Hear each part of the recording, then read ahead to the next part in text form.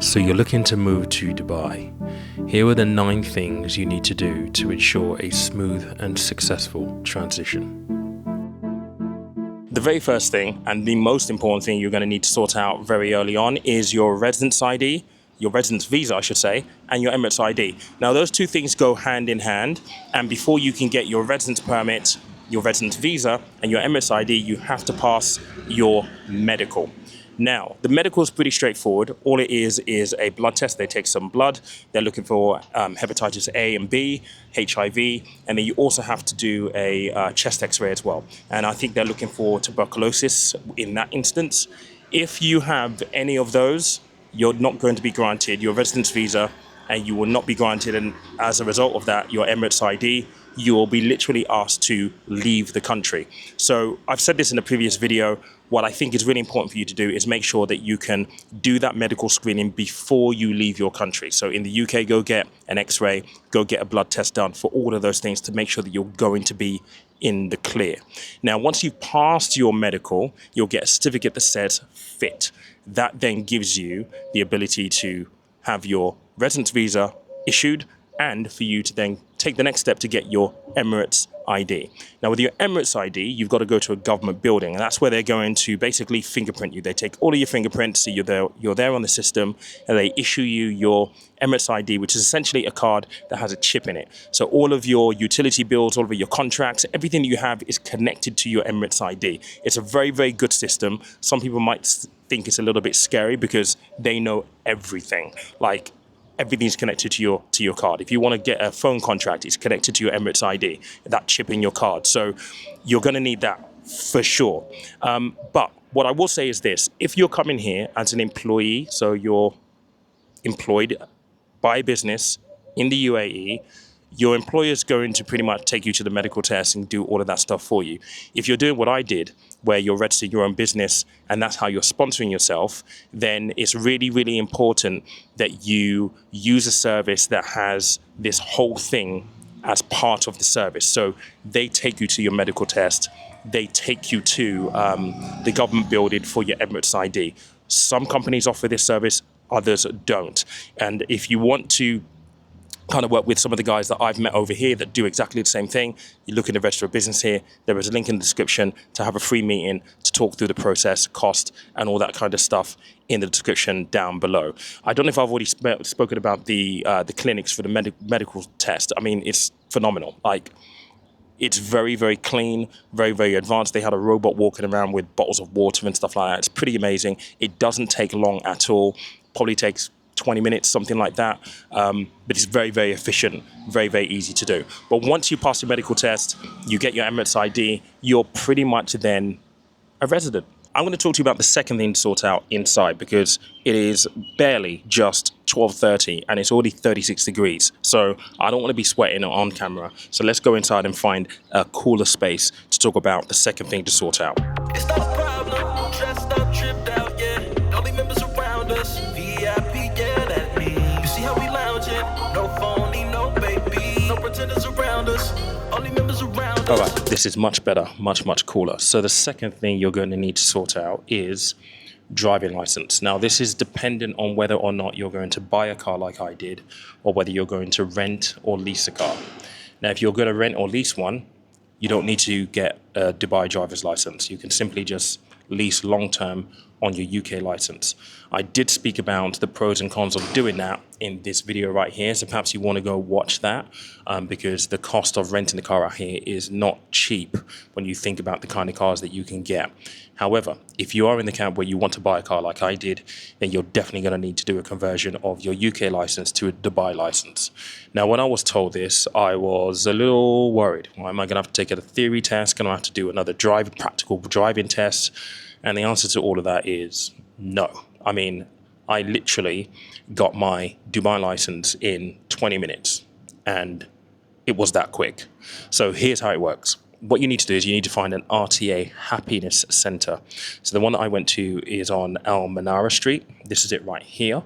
And in there, it's a government building, by the way, so you cannot wear shorts. So make sure that you're wearing long trousers. T-shirts are fine, but you can't wear shorts in there. You go there, And what happens is you basically have to take an eye test. Now, when I say eye test, the test I use very loosely, because you read a few lines off a wall of fonts that vary in sizes, and then with the color thing that they do just to make sure you can see what you're doing. I mean, I failed one of the lines and the guy was like, doesn't really matter. So you pay the fee for the eye test. You also pay a little bit of a fee to have your driver's license transferred over to a Dubai license. It is literally something that you do. You do the eye test downstairs, you go back upstairs, show them the result of the eye test, and you're granted your Dubai license. It's really that simple.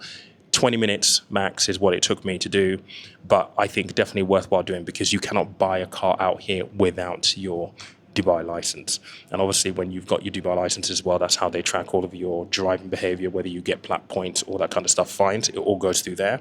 But very, very straightforward. That's the second thing that you're going to need to do. So the next thing, and this is in no particular order, by the way, this really should have been the second thing really, but I think the last one segued nicer than this one. So the third one is really important. It's accommodation. So if you're not moving here under an employment contract where you get accommodation included, you're probably going to be like an Airbnb for a short period of time and then look for a permanent place to live. Now, what's really, really important is to really scout out the locations and the budget that you have in finding a place to live. Like I've already said in a couple of other videos, renting out here, sometimes you have to pay the cost upfront yearly. Some landlords will allow you to pay quarterly. Some will allow you to pay twice every year, so every 6 months. It is becoming a little bit more common now to pay monthly, but it's typically uprated, so it's a little bit more expensive. So you kind of need to do your homework on this. So sites like Bayut, for example, are really, really helpful when it comes to scouting locations, getting an idea of the type of properties that are available, what price ranges are there. What I would say is when you look at the prices on Bayut, for example, just know that there is always going to be negotiating room for that. It's really important, if you can, find a really good agent, a rental agent, try and forge a relationship with them, because again, they can help you negotiate the prices down. But a couple of things that are very important, and we're going through this process at the moment because we need to move from this building right here, is making sure, again, the relationship is very, very important, but things like your Ejari, which is basically your tenancy contract registration, that's very, very important to help protect you from rent increases in the future. As you probably know, a lot of people are moving here, a lot of buildings are going up, but also with that, rents are jumping quite dramatically as well. So your Ejari basically puts you into a tenancy registration where the landlord cannot just increase rents on you willy-nilly. They have to give you at least a year's notice to increase rent. And even when they do, they've got a certain percentage that they can actually increase it by. Many people make the mistake of getting a property without an Ejari. You're leaving yourself open if you do, so make sure you get an Ejari. The next thing is, and this will come with the property anyway, registering for DIWA. DIWA is basically your utilities, so your electricity, your aircon, which is very important this time of year. I mean, it's 36 degrees today and it's only April. When we get to July, August, September, we'll be well in the mid 40s. So your aircon, all that kind of stuff, very important. DIWA is not expensive. I mean, for our 1-bedroom apartment, I think we're paying something like 200 dirhams a month. You divide that by 4, basically, it's 50 quid a month. Like, it's nothing. So make sure that you get those registered and make sure you do the homework when it comes to finding accommodation as well. If you are looking at locations, we're in Town Square. I think for my last couple of videos, we're now kind of settled that we're probably going to stay in Town Square. So scout your locations, try and find a good agent. If you are coming to Dubai and Town Square, do the research on it. You want a really good agent, reach out to me. I can introduce you to the person who's sorting out ours. Very, very amazing couple, really, really nice. They're Swedish, just moved here as well. They moved last year, but this is what they do now. Very, very attentive. They're absolutely brilliant. So if you need a connection there, let me know. Let's move on to the next one. MOVE, I gotta make a move quick. Hustler, my blood and all my movements. He's a dog, readjusting who I move with. MOVE, I had to make a move split. bank account. So this is an important one. And again, the process for this is going to be different depending on whether you're going to be an employee in a business or whether you're setting up your own business here in Dubai. Let's talk about the former first. So if you're an employee in the business, it is likely that your employer is going to line up a meeting with a number of banks. And that will include some of the local banks here and a bank maybe like HSBC, for example. I think the key thing to remember when you're having those meetings initially is to make sure that you understand what they're offering. If they're offering any perks, what do you have to do to get those perks? If they're offering things like credit cards, those are a really important consideration. If you're the type of person that typically isn't very disciplined when it comes to credit cards, then I would strongly encourage you to think very carefully about whether or not you take it out, because credit card debt here in the UAE is very, very different to credit card debt at home. Also, I do think it's worthwhile just bearing in mind that just because you might have a bank that you know, so a HSBC, for example, in those meetings, doesn't automatically mean that that might be the best bank for you. So doing a comparison and asking questions becomes very, very, very important, particularly when it comes to the perks. They might offer you things like the entertainer, for example. I'm going to talk about the entertainer separately a bit later on with something else that I'm suggesting that you actually do when you first land here. Now, if you are moving here, having set up a business like I have, then it's really important that you kind of make sure that, again, you're picking the right service to help you set up the business. So for me, I paid £6,000, just under £6,000, and part of the service was to help me set up my business account as well. So what they essentially did is they said, look, this is the best provider that we recommend, and they helped me with the application process. So what should I answer to this question or that question? There are tons of questions that you don't want to get wrong because it can hold up the application process. My team were absolutely fantastic with me. I found that really invaluable. So again, if you are looking to move here, you can click the link in the description down below to speak to my guys, and they can talk you through the process and how it all works. The other thing that you're also going to need, so if you're setting up a business, obviously you're going to need a business account, but you're also going to need a personal account as well. So for me, I took a business and a personal account with the same provider. So it's a bank called WEO. The way I would describe them is they're very similar to Starling Bank in the UK. It's all online. Everything's done via their app. You can phone them, you can speak to them. They've always been very courteous, very, very knowledgeable in their service. And I've not had any personal issues with them at all. But it's a very streamlined process. Just be aware, they do take their time in opening the account, making sure that they're doing all the due diligence. So just be patient with it. But your bank account, once it's all set up, you're ready to rock and roll. Medical insurance. Now, as you know, there is no national health service here in Dubai. So when you move here, it is your responsibility to make sure that you have adequate medical insurance in place to cover you. Now, there is a little bit of nuance here. So if you're coming here as an employee under an employment contract, then your employer will cover your medical insurance.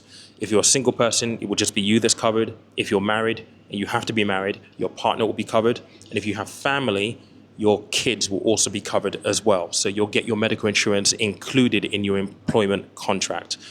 If, however, like me, you've set up a business here and you're sponsoring yourself to be here, then you have to pay for medical insurance separately.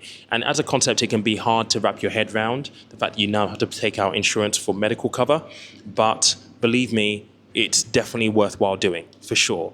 I mean, I have a pre-existing medical condition called sickle cell anemia, and I've had to pay extra to gain medical insurance cover. So I've paid 8,821 dirhams for my cover, which is just under £2,000, which I think is actually quite reasonable considering I do have a pre-existing medical condition. Depending on the medical condition you have will depend on how much you end up paying. But it's definitely a cost that you need to factor in, particularly if you have a pre-existing medical condition. If I didn't have my pre-existing medical condition, it would be half of what I paid so far. It would be about 4,200 dirhams or 400 dirhams, something like that. So much, much, much, much cheaper. So just be mindful that that is going to be a cost. In terms of doing the research, it can be very, very hard to do the research whilst you're in the UK. So what I'll do is I'll put some links in the description down below to help you shop around. There are numerous brokerages that offer this service to go out to the market and source the right policy for you. They'll be linked down below. But like I've already said, it's very, very difficult sometimes to get these quotes and final quotes, particularly if you have a pre-existing medical condition, in the UK. You have to be here to get a final quote because they need your Emirates ID and your residence visa to give you that final quote. So that's medical insurance. Give it. Give it.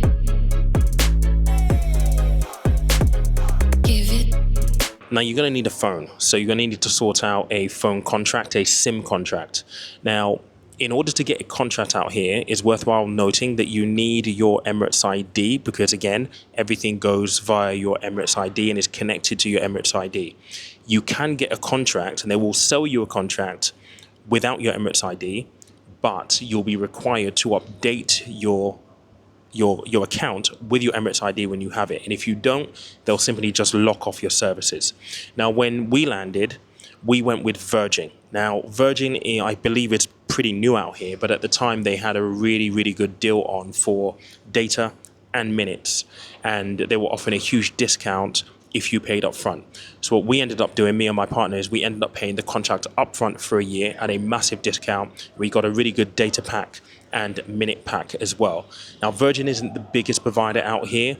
Etisalat and Do are probably the two most prominent, but at the time, we did it literally as we came off the plane. So when you land at DXB, as you're coming out of arrivals, as you're going out to the concourse, you'll see like Virgin, Etisalat, Do on the exit. And we literally bought the contracts right there and then, which was easy because we could literally they set it all up for you. The SIM is in the phone. As you leave the airport, you're able to browse and do all of that good stuff without having any downtime. Now, if you are just arriving and you need to wait for your residence visa and your Emirates ID, it's going to take you a few days to get your head around what you're going to do. And you also need to find one of these outlets as well. They're in most malls. There's one in, there's a Virgin kiosk in the Virgin in Dubai Marina, but it's going to take you a little bit of time. So in the meantime, what I did when I was going back and forth was I was using a service called Aralo, and that's where you buy a data pack which allows you to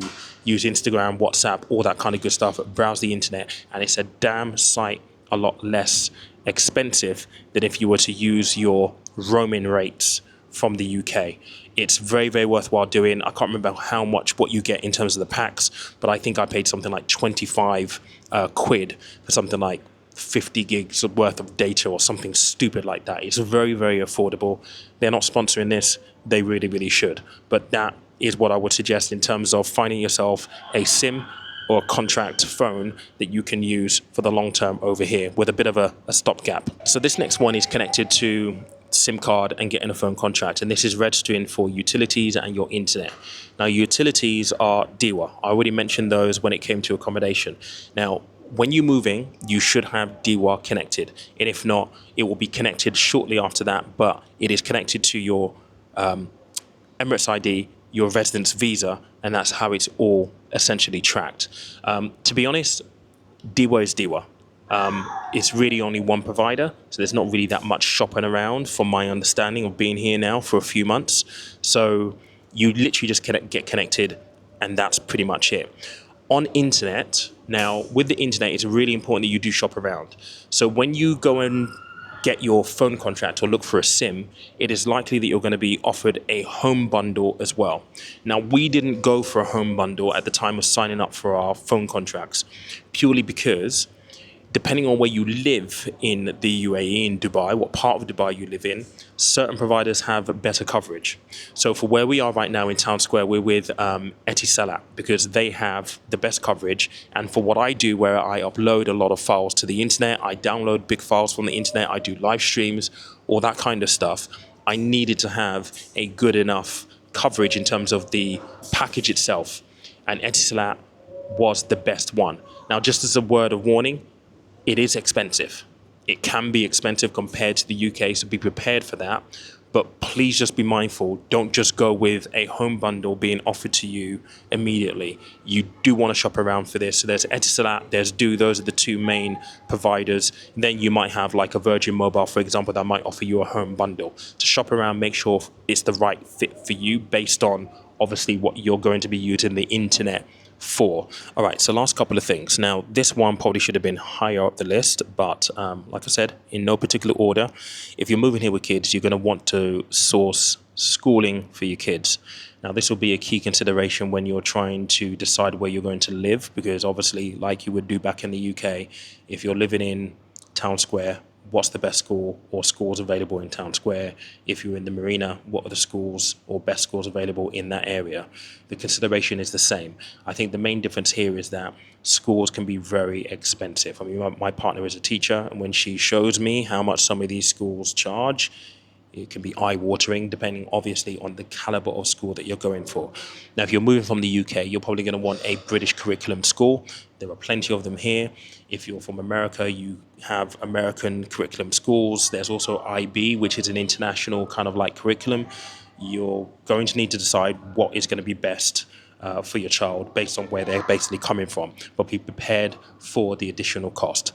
My last thing to ensure that you sort out is making sure, and do this as early as possible actually, get plugged into local communities, local networks, and local resources. Very, very important. So things like Brits in Dubai. It's a great Facebook group if you have questions or you need to be connected with particular people, professions. That is probably the best place to go to, because there's lots of members in there, people that have been here for a very, very long time. Sometimes you get the old sarcastic little twat in there, but like that's the same with most Facebook groups where you have individuals gathering. But on the most part, very, very helpful group. Things like Dubizzle. If you want to buy and sell things relatively cheap, or you're looking for a second-hand car, that will be a great place for you to access those kind of things as well. And one thing that I definitely want to leave you with, which is something that we have, saves us lots of money, is you definitely want to sign up to the Entertainer. Now, it's not free. It does cost you money. I can't remember how much we paid. I'll pop it right here. But it gives you 2 for 1 on tons of stuff. But that's just about it really in terms of the 9 things that I think are worthwhile you sorting out. If you're looking to move to Dubai, I'm really excited for you. I know from the Telegram group that one person left a couple of days ago is now here. I'm so excited for you. Once you get situated, please drop me a message, because it'd be great to meet up with you for a coffee and see how you're getting on, and we can kind of just exchange ideas. Where I can help, I can help.